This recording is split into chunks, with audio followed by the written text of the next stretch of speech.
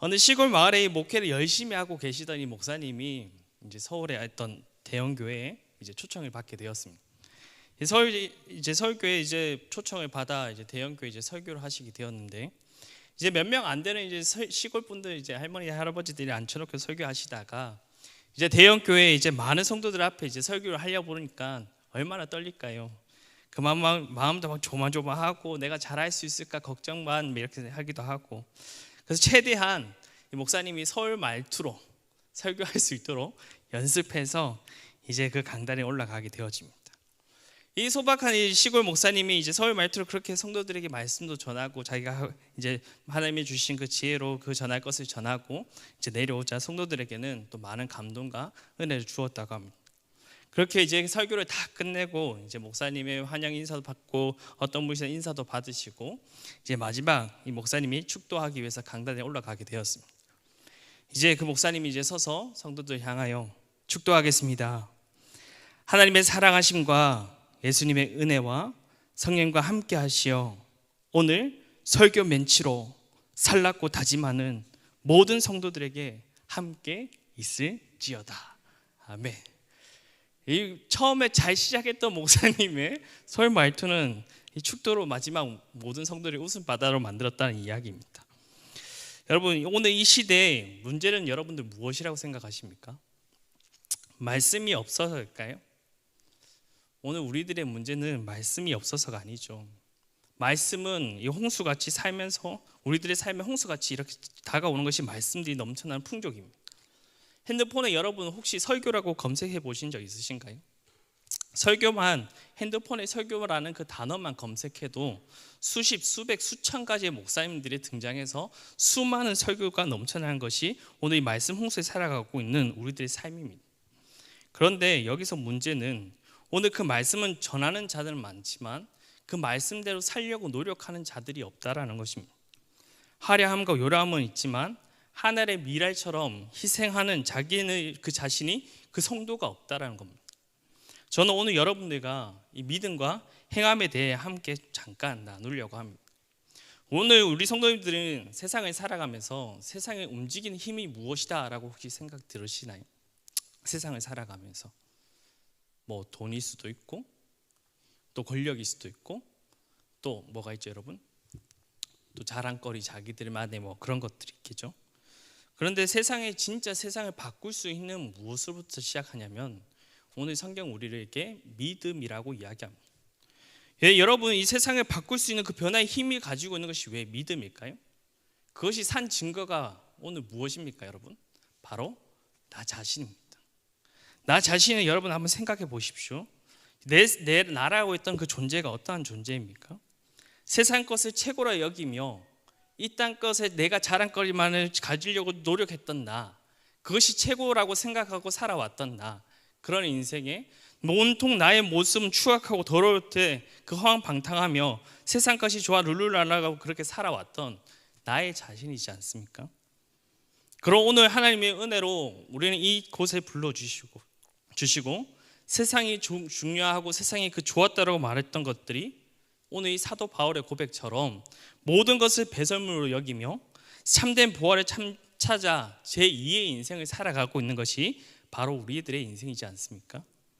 오늘 세상은 그런 믿음에 대한, 세상에 대한 우리의 변화줄 뿐만 아니라 세상이 주는 상급만 아니라 오늘 또 다른 것도 우리들에게 주신다라고 이야기합니다. 요한복음 5장 24절 한번 보도록 하겠습니다. 요한복음 5장 24절 다 같이 읽겠습니다. 시작. 내가 진실로 진실로 너에게 이르노니 내 말을 듣고 또 나 보내신 이를 믿는 자는 영생을 얻고 심판에 이르지 아니하나니 사망에서 생명으로 옮겼느니라. 아멘. 여러분, 세상에 어떠한 것이 여러분들에게 영생을 줄 수 있습니까? 어떤 것이 심판에 이르지 않도록 도대체 여러분에게 주는 것이 무엇입니까? 세상이 무엇이 사망으로 생명으로 또 옮길 수 있단 말입니까? 오로지 그것은 성도에게 주시는 하나님의 선물이신 그 믿음뿐이라는 겁니다. 오늘 그 믿음으로 살아가는 자들, 요한일서 5장 4절입니다. 한번 볼까요? 다 같이 읽도록 하겠습니다. 시작. 무릇 하나님께로 난 자마다 세상을 이기느니라. 세상을 이기는 승리는 이것이니 우리의 믿음 있느니라. 아멘. 아멘이십니까? 세상을 이기는 승리는 이것이니 그것이 바로 믿음이라는 겁니다. 세상을 움직이는 힘은 믿음이라는 것에 여러분들 이 자리에 앉아 있는 성도님들, 또 온라인 듣고 있는 성도님들 동의하시나요? 그러면 이 모든 믿음이 세상을 움직일 수 있는 힘을 갖고 있다고 여러분들 생각하시나요? 혹시? 믿음이라는 타이틀을 가지고 나 자신의 믿음의 사람이라 주장하며 주일에 나와 그냥 예배 드리는 사람, 그냥 예배 정도 내가 드려줘야지, 그래 한번 드려야지, 그 정도의 믿음으로 세상을 움직일 거라고 여러분들 생각하시나요? 오늘 우리가 읽은 본문 안에는 믿음 안에도 그 종류가 있다라는 겁니다. 야고보서의 기록에 의하면 그 믿음의 종류가 총 나누는 게 세 가지의 종류라고 소개하고 있습니다. 첫 번째는 여러분들 무엇을 설명하냐면 죽음의 믿음이라는 겁니다. 한번 야고보서 2장 17절 한번 읽어볼까요? 2장 17절 다 같이 읽겠습니다. 시작. 이와 같이 행함이 없는 믿음은 그 자체가 죽은 것이라. 믿음이라고 하면 우리를 구원해주고 우리를 이끄는 것이 믿음이지라고 생각하지만, 그런데 이 죽음의 믿음은 뭐를 의심하도록 한다라고 성경은 다시 이야기하고 있습니다. 한번 볼까요? 야고보서 2장 14절입니다. 다 같이 읽겠습니다. 시작. 만일 사람이 믿음이 있노라 하고 행함이 없으면 무슨 유익이 있으리요? 그 믿음이 능히 자기를 구원하겠느냐? 여기서 등장하는 그 믿음이 능히 자기를 구원하겠느냐? 이 말은 무슨 말입니까, 여러분? 그 믿음은 자신을 구원한다라는 이야기입니까? 못한다라는 이야기입니까? 구원하지 못한다라는 이야기를 하고 있는 것입니다. 아무리 생각해봐도 그 믿음은 자신을 구원할 수 없을 거라고 생각한다라는 겁니다. 예수님이 당시에도 구원받은 믿음을 가졌다고 주장하는 사람들은 많이 있었습니다. 그런데 실제로 구원받지 못한 사람들도 우린 성경을 통해서 볼 수가 있습니다. 그런 사람들에게 예수님께서 그들을 향하여 이제 경고의 메시지를 그들에게 전해주는 것을 볼 수가 있습니다. 한번 볼까요? 마태복음 7장 21절입니다.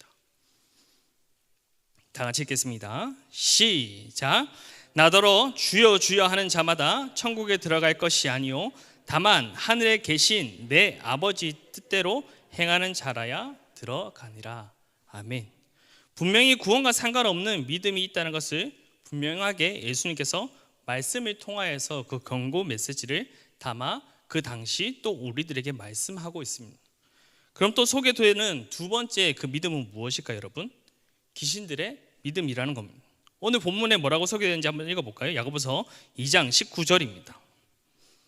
2장 19절 다 같이 읽겠습니다. 시작.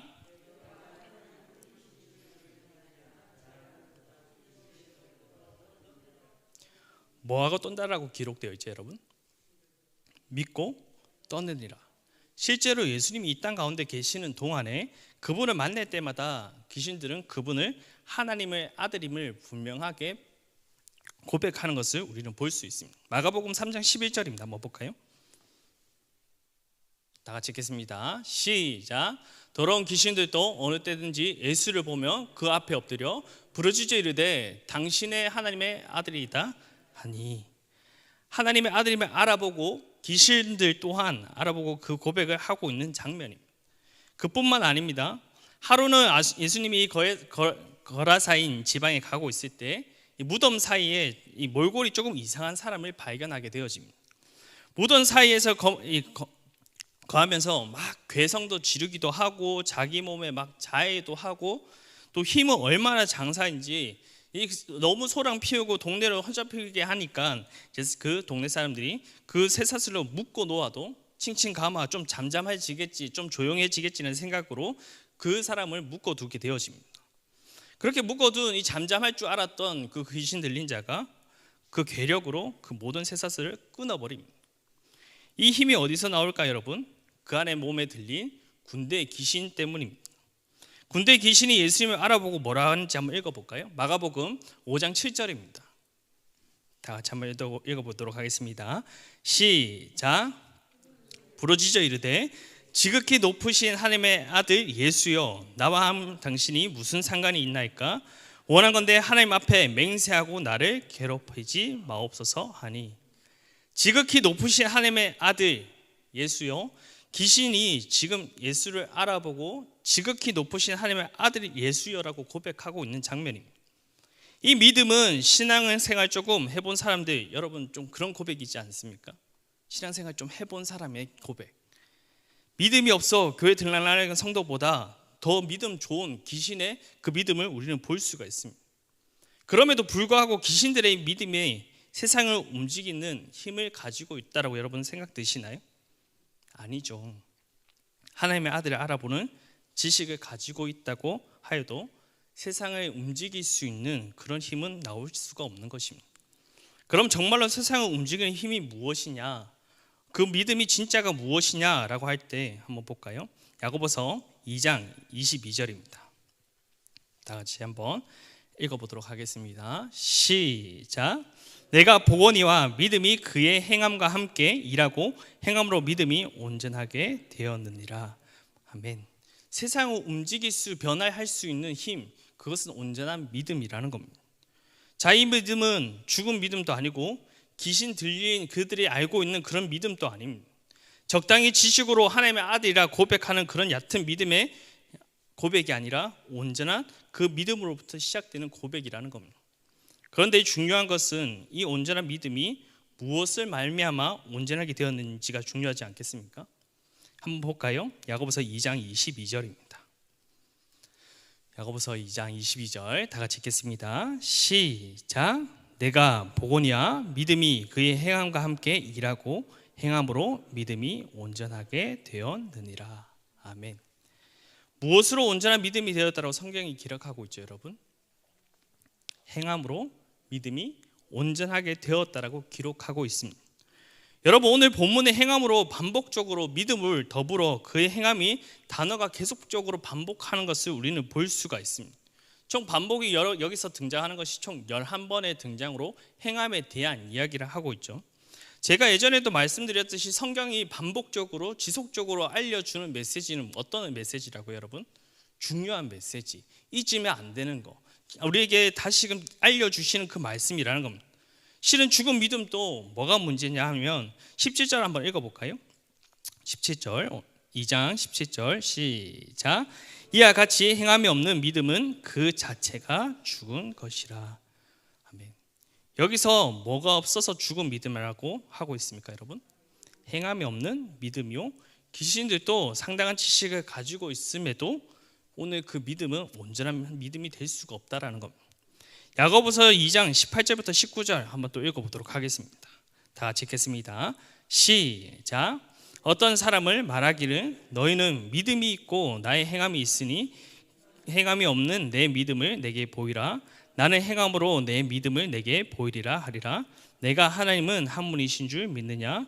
잘하는도다. 귀신들도 믿고 떠나니라. 여러분, 귀신들이 보여주는 이 믿음 속에는 무엇이 없어 보이시나요? 무엇이 없는 것처럼 보이나요? 행함이 없는 모습이죠. 오늘 우리가 예배를 모두가 어떤 문제를 가지고 있는 걸까요? 바로 우리의 모습 속에 예배하는 것, 찬양하는 것도 좋습니다. 그런데 우리는 그 안에 행함이 없으면 안 된다라는 겁니다. 우리 신앙생활 하면서 행함이라는 단어를 수도 없이 우리는 듣고 반복적으로 우리는 그것을 단어들을 우리는 습득하고 살아왔습니다. 그래서 오늘 어느 순간에 그 행함이라는 단어가 강대상에 올려 퍼지면 그 행함이라는 것에 대한 그 감정이 조금 무덤덤해지고 또 저 소리야 그냥 뭐 워낙 많이 듣다 보니까 그것에 대한 우리의 마음이 움직이지 않을 때가 있습니다. 이 시점에 정말로 중요한 여러분 한 가지 질문을 하도록 하겠습니다. 오늘 행함과 믿음에 대한 제가 계속 상관관계를 이야기한다고 말씀드렸죠. 이 질문에 여러분들이 한번 큰 소리로 대답하지 마시고 부끄러우니까 마음속으로 여러분들 한번 대답해 보셨으면 좋겠습니다. 행함이 있어서 믿음이 온전해질까요? 아니면은 믿음이 있다 보니까 행함이 나타나게 되는 걸까요? 이거는 신앙생활에 있어서 가장 중요한 여러분들의 대답입니다. 여러분들 한번 다시 잘 생각해 보십시오. 행함이 있어서 믿음이 온전해지는 걸까? 아니면 온전한 믿음이 있다 보니까 행함이 절로 따라오는 걸까요? 굳이 이제 순서를 좀 나누어 본다면 행함이 먼저냐 아니면 믿음이 먼저냐입니다. 여러분들 마음속엔 어떤 것이 무엇이 먼저라고 생각하십니까? 당연히 믿음이 먼저이죠. 자, 이렇게 한번 생각해 보셨으면 좋겠습니다. 각자 집에 전기 제품들 다 가지고 계시죠? 혹시 전기 제품 없으신 분들 말씀하십시오. 제가 사드리겠습니다. 제 없는 사비 다 털어서 전기 제품 하나도 없으신 분들 제가 우선 검사부터 하겠습니다. 없으신 분들 하에 제가 전기 제품 사드리도록 하겠습니다. 다 집에 보시면 제가 예를 들면 전기밥솥을 예화로 좀 이야기하겠습니다. 전기밥솥에 이제 밥을 하기 위해서 솥에 있는 그 건에 쌀도 씻고 이제 그 쌀도 좀 부족하니까 요즘에 건강도 챙겨야 되니까 막 잡곡도 집어넣습니다. 그렇게 씻어서 이 밥솥에 이제 그 철대기 집어넣고 사투리인가요? 저는 표준어라고 생각합니다. 하여튼 철을 집어넣고 가만히 쳐다보고 이제 맛있는 밥이 되겠지라고 지켜본다면 여러분 그 밥이 잘 만들어질까요? 무엇이 안 됐죠? 왜 밥이 안 됐죠? 취사 버튼을 안 눌러서. 더 중요한 것이 있죠, 여러분. 전기를 꼽지 않으면 밥이 될 수가 없습니다. 아무리 전기 코드가 전기를 흐르지 않는 밥솥을 주구장창 쳐다보고 이 밥이 맛있게 되겠지, 이제 곧 되겠지라고 그 기대와 희망을 가져도 그 밥솥은 반응하지 않습니다. 왜요? 전기가 흐르지 않는 밥솥은 움직일 수 없기 때문입니다. 전기가 통한 이제 여러분들 이제 이 문제 속에 우리가 한번 다시 생각해 봤으면 좋겠습니다. 전기가 흐르는 곳은 무조건 어떻게 반응이 일어나게 되어 있습니다. 자기가 자신의 몸에 전기가 오는 성도가 그 전기 밥솥이 되어 내가 그 전기의 코드에 꽂힌다면 그 전기가 흘러나온 성도는 어떻게 하는 게 맞을까요? 그것이 대전기로 흡수한 우리는 반응하는 것이 맞습니다. 그런데 그 전기를 받았다고 하는데 내 마음속에 어떠한 것도 일어나지 않습니다. 어떠한 행동이나 어떠한 그 모든 것도 행할 어떠한 상황에 어떤 모든 것도 반응하지 않는다면 그 전기밥솥은 어떻게 된 거죠, 여러분? 죽은 겁니다. 죽은 믿음이요, 죽은 사람이요, 반응하지 않는 그냥 거저 버려지는 그 필요 없는 철대기밖에 되지 않는 그런 하나의 용품밖에 되지 않습니다. 여러분, 이 내가 하나님의 그런 전류가 흐르는 사람, 하나님의 은혜를 받은 사람이 내가 하나님의 그 자녀라고 고백하는 내가 나의 삶에서 아무런 반응이 없다, 나에게 어떠한 마음에 요동하지 않는다라고 한다면 우리는 내 신앙과 나의 믿음이 한번 점검해 볼 필요가 있다는 겁니다. 여러분 고륜조합의 고사하고 집에 가정에 가서 보면 다 220V 사용하고 계시죠. 그 여러분들 220V 혹시 손으로 만져보신 적 있으신가요? 저는 좀 개구쟁이라서 그런 거 꼽는 거 좋아해요. 그래서 핀셋으로 꽂고 제가 손으로 한번 만져본 적이 있습니다. 여러분 그 감전 당하면 어떻게 되는지 아시나요 혹시? 네? 죽지는 않았습니다. 지금 살아있는 거 보니까 죽지는 않고 지금 잘 살아있습니다. 그 전기가 흐르는 그 콘센트에 철대기, 그 코드 찢게 꽂고 제가 만져보니 잡았던 그 부위의 신체 부위부터 힘이 들어가기 시작하는 겁니다. 그 잡았던 그 손에 힘이 꽉 쥐어들고 그 잡았던 손으로부터 지금 몸 전체가 막 떨리기 시작하는 것이었습니다.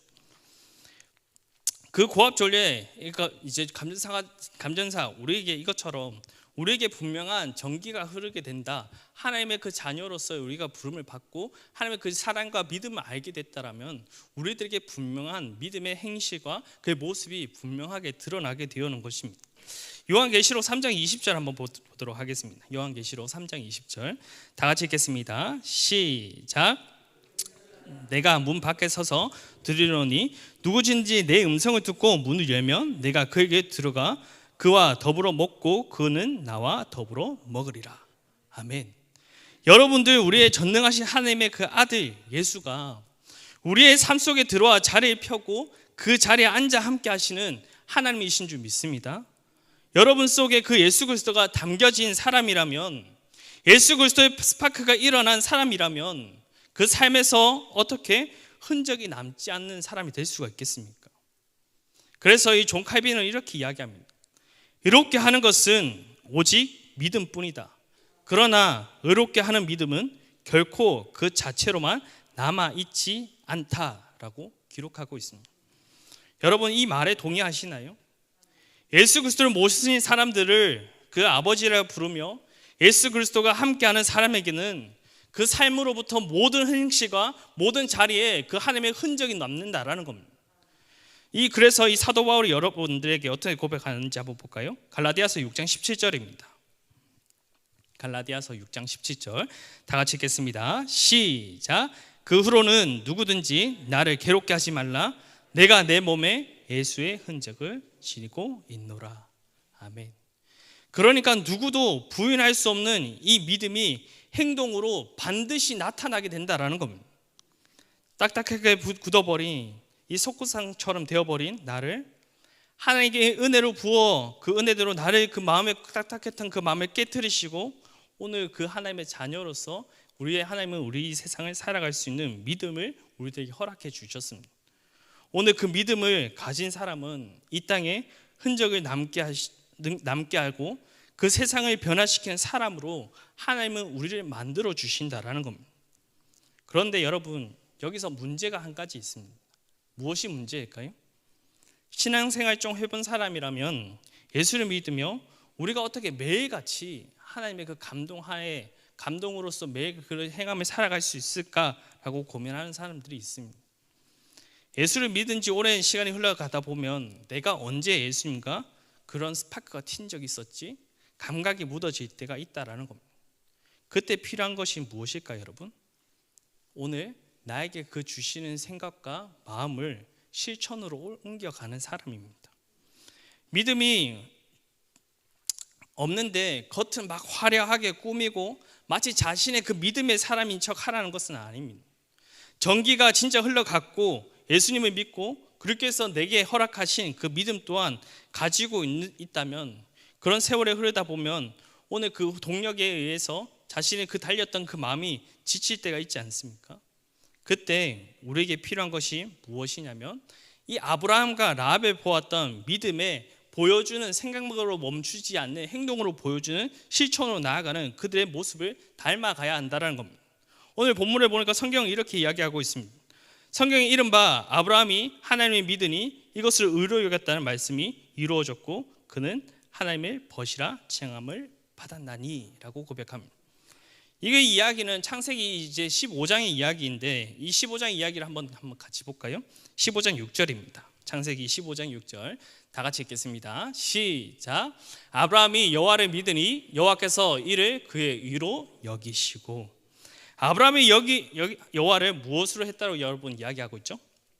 여호와를 믿으니 그것이 첫 출발 믿음을 가지고 있고 그것을 이 믿음을 가진 아브라함이 그냥 인생을 허방탕으로 그래 하나님 나를 사랑하시니까 다 끝났지 나의 인생 그러니까 한번 이렇게 살아보자 편하게 살고 하나님 부르실 때 한번 가보자 라고 그 인생을 마쳤나요?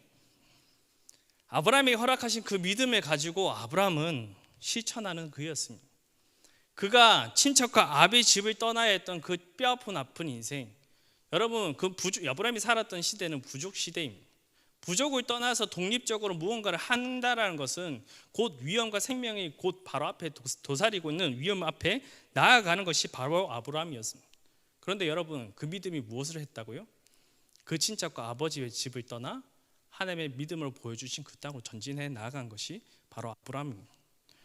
그 믿음에 주신 그 믿음대로 믿으니 그 귀한 백세에 얻었던 이 아브라함의 자식이 어떻게 했죠 여러분?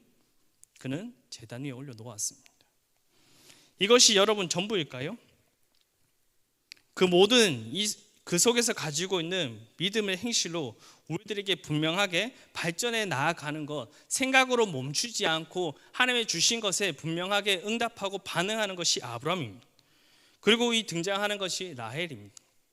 이스라엘 백성이 출애굽하고 나서 이제 가나안 땅에 들어가기 위해서 이제 여리고 성에 정탐꾼이라는 이제 정탐꾼을 꾸려 그곳에서 정탐할 수 있도록 그들에게 보내지게 되어집니다.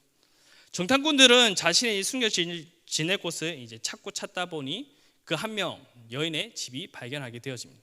그곳이 바로 라헬의 집입니다. 라헬의 집은 기생집이요, 많은 사람들이 오가고 가는 그런 장소였기 때문에 그들이 숨어도 그렇게 의심받지 않을 장소라고 생각했기에 그는 그곳에 이제 숨어 지내게 되어집니다. 근데 이제 뭐 정탐을 하다 보고 이제 그 상황들에 이 가나안 땅 이스라엘 백성, 이 가나안 땅에 있는 이 성에 있는 사람들은 그 이스라엘 백성들이 누군지 부리찾고 한번 찾아보기 시작했을 겁니다. 그래서 얼마 지나지 않아 이제 그들이 적발이 되어 그들이 이제 곧 목숨이 잃을 뻔한 이제 상황이 벌어지게 되어집니다. 그런 그곳에 이 라합이 선택한 것은 이스라엘 백성들을 도와주는 거였습니다. 라합의 입장에서 여러분, 그들을 도와주는 것도 자신의 생명과 직결된 것이었습니다. 나라의 반역자고 나라를 팔아먹은 여인, 그 여인이 선택한 것은 자신의 생명보다 그 믿음대로 실천하는 모습이었습니다. 그래서 이 라합은 그 정탐꾼을 숨겨주기도 하고 그들이 다치지 않고 무사히 돌아갈 수 있는 길까지 열어준 것이 바로 라합입니다. 그리고 그 라합의 고백을 한번 볼까요? 여호수아서 2장 11절입니다. 다 같이 읽겠습니다. 시작. 곧 밤이 녹았고 너희로 말미암아 사람의 정신이 일어나니 너희의 하나님 여호와는 위로는 하늘에서도 아래는 땅에서도 하나님이시니라. 아멘. 라합의 이 멋진 고백이지 않습니까, 여러분? 신앙 고백. 여러분, 라합의 신앙은 그냥 고백으로 끝난 것이 아니라 그냥 지식으로 아는 그 귀신과 같은 믿음을 가진 자가 아니라 그 믿음을 가지고 실천으로 옮겼던 삶의 흔적을 남긴 라합이라는 겁니다. 그 라합의 정탐꾼을 숨겨주고 그를 피할 수 있는 도망거를 만들어준 그 라합의 인생. 여러분들, 이 믿음의 행위가 드러날 때 진정한 하나님의 그 역사가 일어날 줄 믿습니다. 여러분들은 그 삶 속에 오늘 내가 멈춰있는 믿음과 신앙이 아니라 그것을 전진해 나가고 나의 삶에 드러낼 수 있는 주님의 자녀가 되기를 주님의 이름으로 축복드립니다. 우리는 코로나 시기를 맞이하며 많은 것들이 참 많은 예배와 환경들이 변하게 되었습니다. 오늘 이 예배 자리를 우리는 성도들은 하나님의 자녀라면 분명하게 지켜야 되는 자리이고 나와야 되는 자리입니다. 그런데 어느 순간에 많은 교회들이 현장에 나오는 것을 두려워합니다. 예배에 코로나에 의해서 예배가 드려지는 것, 예배에 나아가는 것 불편하게 생각한 것도 있지만 오늘 내 마음에 그 불편한 마음을 좀 덜 수 있는 코로나라는 그 하나의 자신에 내놓을 수 있는 뭔가 핑계거리가 생기면서 이 많은 예배의 자리를 나오지 않는 성도들을 우리는 발견하게 되어집니다. 여러분, 오늘 우리 이 자리는 최고의 축복의 자리인 줄 믿습니다. 하나님의 주신 자리, 하나님이 예배할 수 있는 자리, 찬양할 수 있는 자리를 사모하는 것. 내가 예배 드리는 것이 두렵고 내가 예배 나가면 불편해도 오늘 그것을 생각으로 나가야지, 그래도 한번 나가야 되는데 생각으로 멈추지 않고 그 예배에 참석하는 성도가 진짜 그 믿음의 행위를 하는 성도인 줄 믿습니다. 오늘 그것뿐만 아니라 기도의 자리도 그렇죠. 기도의 자리는 참 옛날부터 성도님들, 권사님들 기도 많이 했던 곳이 바로 이 예배당입니다. 어느 순간에는 이제 이 예배당에 기도의 불씨가 꺼져버린 예배당들이 참 많이 발견되어지는 것이 우리 현실적으로 우리는 눈으로 볼 수가 있습니다. 어느 순간에 기도하는 교회가 없고 어느 순간에 교회의 기도를 지키려고 하는 성도가 어느 순간에 없어졌습니다. 오늘 기도는 하나님이 우리에게 또 주신 하나의 축복이고 하나님을 만나는 자리입니다. 성도에게 내가 하나님의 주신 그 사랑과 은혜를 아는 자면 내가 하나님을 만나러 가는 그 자리를 기쁨으로 여기는 성도가 되어야 될 줄 믿습니다. 그것을 생각으로 멈춰서는 안 되고 그것을 실행으로 옮겨 나가는 성도가 되어야 될 줄 믿습니다. 또 우리에게 행할 것이 또 무엇이 있죠? 사랑. 우리 성도에게는 하나님의 베풀어 주신 하나님의 주신 그 사랑을 기억하는 자, 성도의 서로에게 사랑을 나눠주는 자, 그것을 또 실천하는 성도가 필요합니다. 우리가 교회 한 공동체 안에서 함께 나누고 말씀을 나누고 교제하다 보면 우리에게 이 성도 간에서 참 많은 분쟁과 어려움들이 생기게 되어 있습니다.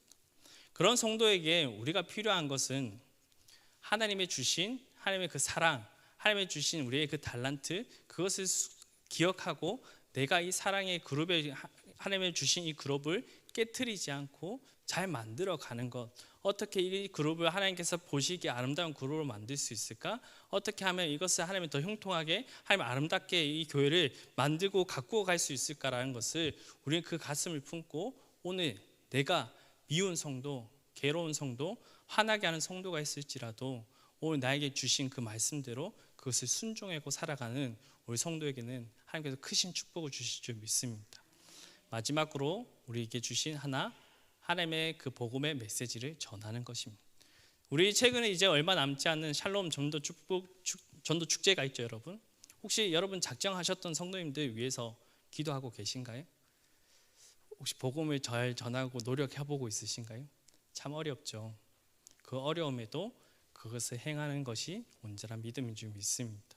하나님이 우리에게 주신 이 자리에 불러주신 것도, 하나님이 우리에게 값없는 사랑으로 오늘 우리를 이 자리에 불러주신 하나님인 줄 믿습니다.